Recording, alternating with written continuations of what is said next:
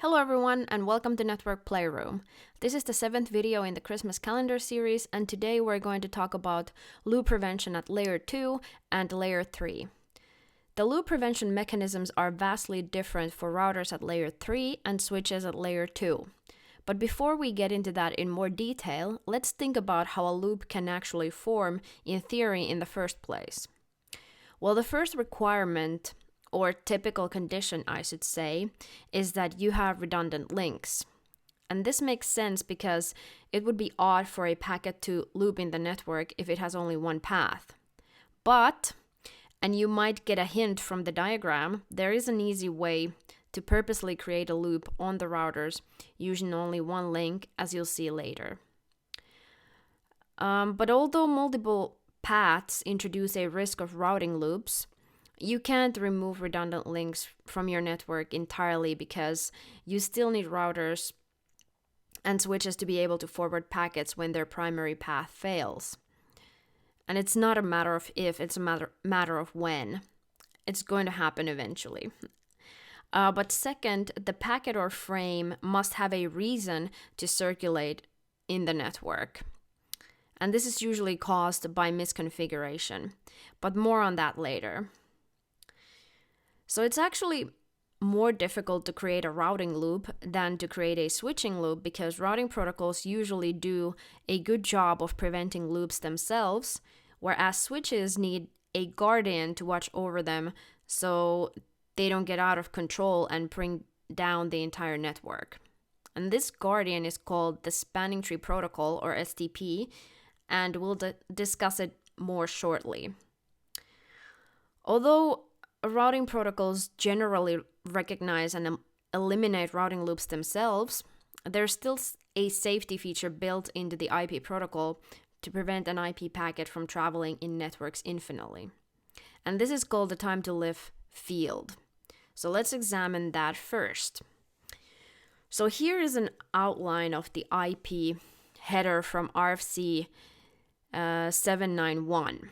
And we're interested in the time to live field, which can be found right here. We don't have to worry about the other fields right now. Let's just focus on this one. So the field is 8 bits long, which means that the maximum value is 255. And when the packet is sent, the TTL value is set to 255 or another value which is determined by the upper layer protocol or the operating system, etc. For example, the default TTL for most Windows machines is 128. So each router then decrements this value by 1, and if the TTL reaches 0, the packet is discarded. So now let's look at an example. And if we artificially create or force a routing loop between these two routers by configuring static routes to point to each other, the packet could jump back and forth maximum 255 times before being dropped. So let's look at that example. Let's say that these two routers are connected via the network 10.1.12.0/24, and then this one is .1 and this one is .2. So what we could do here is in fact create default routes. We've talked about default routes in my previous videos. So we could do that. We could say here create a default route via 10.1.12.2 and say the reverse here on R2 via 10.1.12.1.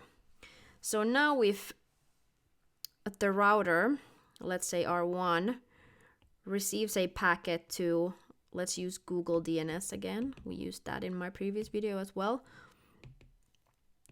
So 8.8.8. 8. Now let's assume that the router doesn't have any other routes besides that connected network and then the default route pointing to R2 and the same on R2 except in reverse. So now what would happen here is R1 would send the packet to R2 using the default route, and R2 would do the exact same thing. And this would happen over and over again, like this, up to the maximum TTL value, which was 255. Max 255, because it's an 8-bit field. So that's how you can artificially create a routing loop between these two routers using one link. So technically, the TTL value is not preventing the routing loop from forming, but it does stop the packet from going between the routers endlessly. Now, this is exactly what would happen in a layer 2 network without the spanning tree protocol. Because unlike layer 3 packets, which rely on the TTL field as a last resort to prevent loops, layer 2 frames have no such built-in mechanism. And that's why a frame can bounce between switches for an unlimited number of times. And therefore, there is the need for a separate protocol that breaks loops but allows redundant connections to be used in case a connection fails. So the purpose of STP is to prevent loops in networks where redundant paths exist, and STP does this by logically disabling certain ports so that frames are not forwarded on those links, and thus ensures that loops are not created. So let's look at the diagram now and see how frames would loop around in this switch, in between these two switches. So let's say that there was a PC connected to switch 1, and that sent a broadcast frame. So a broadcast frame is sent out on all other interfaces except the one it was received on. So what would happen here? Let me mark the frame sent on this link with that square, and the one sent on this link with a triangle. So this square would be sent over to switch 2, and since switch 2 received it on this interface, it would send it out on the other one, like this. And now the same thing would happen. Switch 1 received it on this interface, so it would send it out here again towards switch 2, and then back again towards itself. And the same would happen with the triangle, except in the opposite direction. Switch 1 would send it out this link, switch 2 receives it on this link, and then sends it out on this one. And then again, the same thing happens. Switch 1 receives it here, sends it out here, and around they both go infinitely. So then what spanning tree does is to block one of these links logically. Let me get rid of this. So let's remove all of this now. So yeah, what spanning tree does is block one of these. Let's say this one. So now there's only one link or one path between the two switches.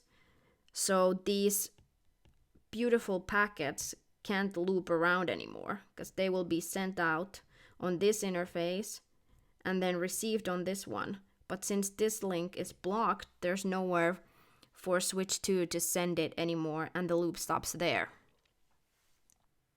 But here is something important to understand. So the link is only logically blocked. It does not mean that the interface is unusable for the foreseeable future until the administrator re-enables it or anything like that. But if the forwarding link would become unavailable, STP would automatically reconfigure the network and activate the redundant link. So in case, oh, not that one. Let's erase all this again. So in case, we had this situation where this one was logically blocked. So now let's say that this link failed. So what spanning tree would do in that case, it would unblock this link and the frames would still be forwarded. And spanning tree protocol, which is enabled on switches by default, will calculate the loop-free topology. But how exactly does spanning tree do this? We will look at another time. And this is actually a nice segue or introduction to spanning tree topics, which we'll surely discuss in future videos, so stay tuned for that. But finally, to summarize, routers break loops by discarding packets if they have a time to live value of 0, and switches logically block redundant paths by using the spanning tree protocol. So thank you for watching, and I'll see you in the next video.